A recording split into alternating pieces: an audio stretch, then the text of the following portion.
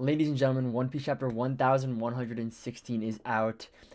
I think Egghead is my favorite arc. If it's not now, when the anime gets to this chapter, it will 100% be my favorite arc. Let's just jump right into it. This shit is crazy.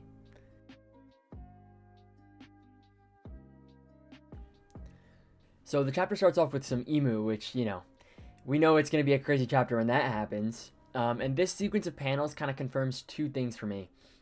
The first is that Emu is immortal, or at least capable of living 800 years and was present during the Void Century. And second, that Emu's obsession with Vivi is because of Lily, Nefertari Lily from the Void Century. Both two things we pretty much thought were confirmed anyway, but this chapter absolutely nailed those things down for me. The reason being, the panel with Emu first showing up in this chapter, the dialogue literally says, how is someone capable of being alive from that past war 800 years ago? And it's just Emu on the panel, right? It's very deliberate placing of the dialogue with the panel, very clearly telling me that, like, the reason this war is still going on from 800 years ago, like, is being asked in the panel, or in the dialogue, is because of Emu, and because the Emu's still alive, right? So that's confirmed in my book. The second thing here that I'm looking at is this strange portrait in Emu's room. I thought this was Vivi at first, right? Because Emu had like the bounty poster or the picture of Vivi like back in the original Reverie arc, and I thought maybe this was just a different version of that, but I don't think that makes a lot of sense, especially with like the kind of weird shading above the portrait and like below the eyes. This to me is someone different, or Lily, right? The only other person in the series who looks just like Vivi. Again, I think this just nails down the importance of Alabasta and Vivi's bloodline, and this Lily character who seemingly started the Will of D, or was the reason this war is still going on, or that there's even poneglyphs and like hope for the future in the first place against the world government. Some kind of weird obsession that Emu has continues to be built up in the story here. I can't really separate if it's like a love interest that like Emu is doing all this because of like a romance thing, right? That doesn't seem Oda, but it's a very cliche like story trope where like the big bad is like being motivated by like some kind of love interest or like failed pursuit, right? Or it could just potentially be that like they were friends, or like even just like mortal enemies from the start, right? Oda could do really anything with this relationship. Bottom line is that Lily and Emu's relationship will have some kind of importance towards the motives of the final villain, which is exciting to me because Emu has always been menacing every time they show up in the story, especially the first time we saw them speak with Sabo, right? We saw just overwhelming strength and overwhelming presence on screen, which is something I love in a villain, but we're still lacking any sense of motivation or like reasons as to why the world has been flooded by Emu and why they have such a regime over the world, right? So the first clue to finding out what that is Lily, which I'm happy is being very slowly touched upon as we slowly go through Egghead.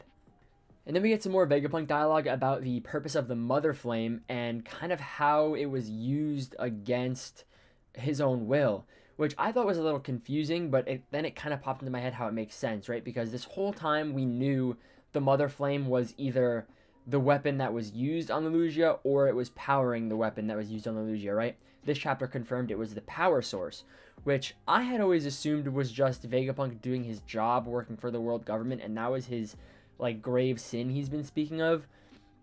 It never occurred to me that like maybe Vegapunk wouldn't voluntarily give that power to the world government if he knew what he was going to be used for, right? And this chapter we found out that is the case, and it was York who stole it from him. I didn't expect this to be put in the chapter, nor at first did I think it was needed. I thought it would be fine to just have Vegapunk admit to like his invention powering the Mother Flame and being a weapon of mass destruction and mass murder. And then I realized, right, thinking back, like Vegapunk has been sort of spiteful towards the world government and like outwardly against their practice for longer than the Egghead arc has been going on, right? Longer than we've seen him as a character.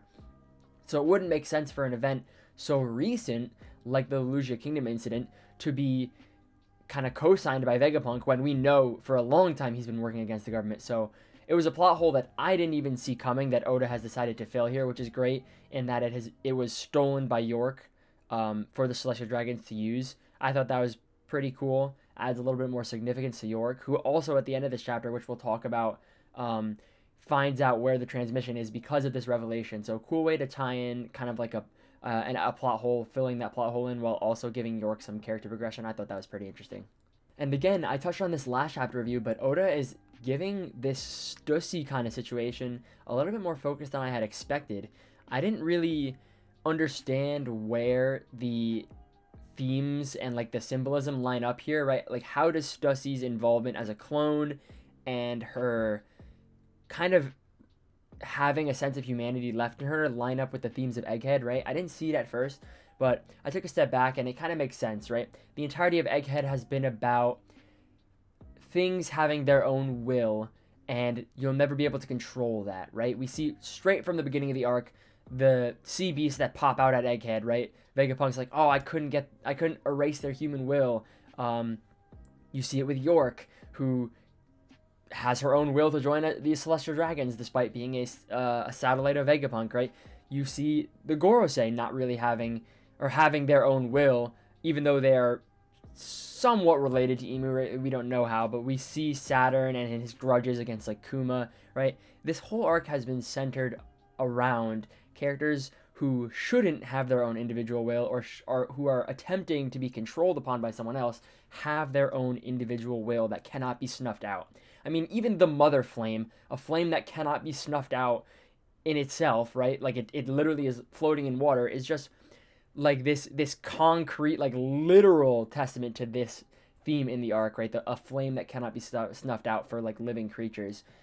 And I'm really glad we're seeing that with Stussy, right? Although it might not have that much of an impact on the actual like logistics of the story, right? Like her letting Kaku go really doesn't do anything, and her importance really hasn't shown us anything yet. But I just thought it was cool to have a character who is loyal to Vegapunk, right? But in the end, like this entire arc has been going, has her individual desires that she was kind of pushing down. You can see it, right? Like it pains her to ask Edison, can I free Kaku? Can I act on my individual will despite being a clone who is meant to follow orders? And she does it anyway, and Edison like understands. It's just, I love that, you know, I know there's a lot of people who complain that Oda puts unnecessary things and uses his panel time for things that aren't really related to the chapter.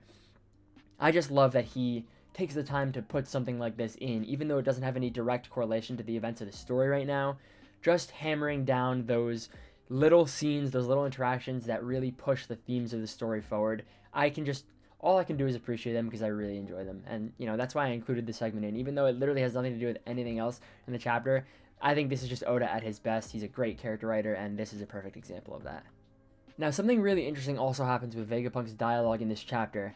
I have said at the end of maybe like 12 chapter reviews, I don't even know if I've posted that many, but a lot of chapter reviews, that I thought Vegapunk's speech was over. I thought this is where it was going to end. I've said that so many. I said it at the end of the water level reveal. I said it at the end of the Joy Boy reveal.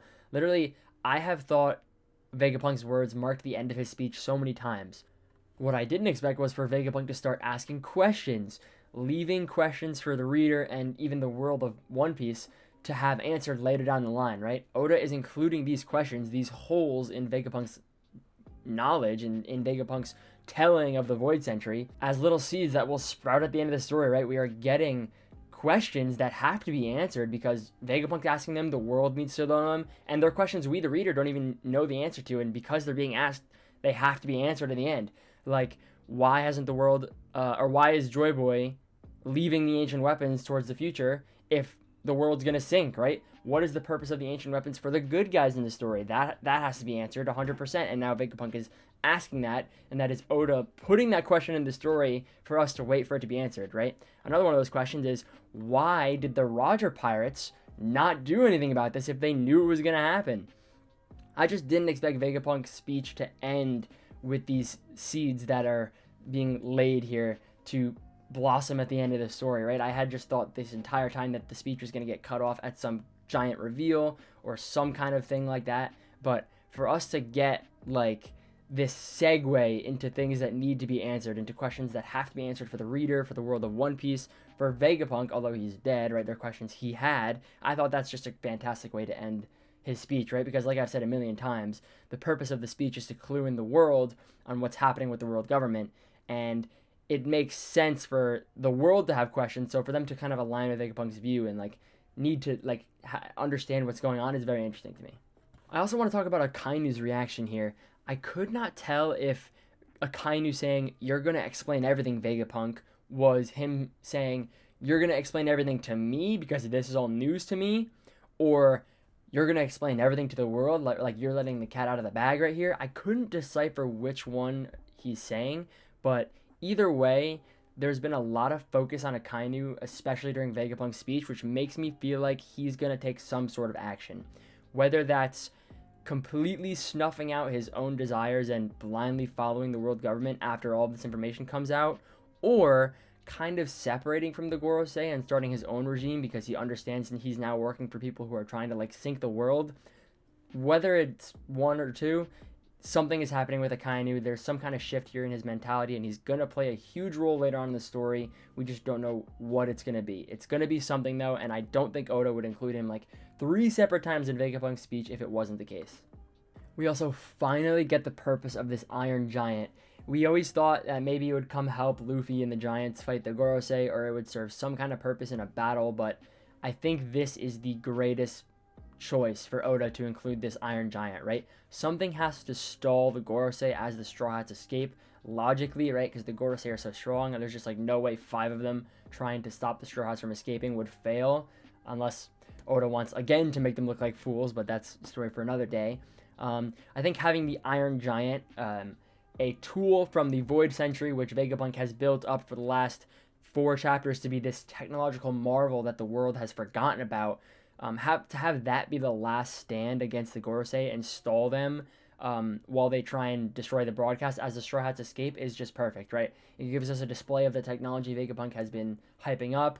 It gives us a purpose to the Iron Giant trying to protect Joy Boy, which is Luffy, as he leaves, and it also just logically allows for the Straw Hats to escape the island freely. I think everything kind of comes together with this piece. Otherwise, there would have to be some kind of weird involvement with the Gorosei failing to catch Luffy somehow. This is just a missing piece, and I think it kind of wraps up the arc perfectly.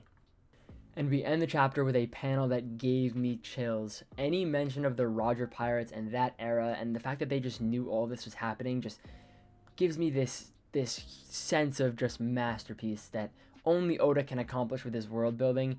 To see Rayleigh like understand that what they were waiting for and the reason they didn't tell anyone that this was happening kind of come to fruition finally.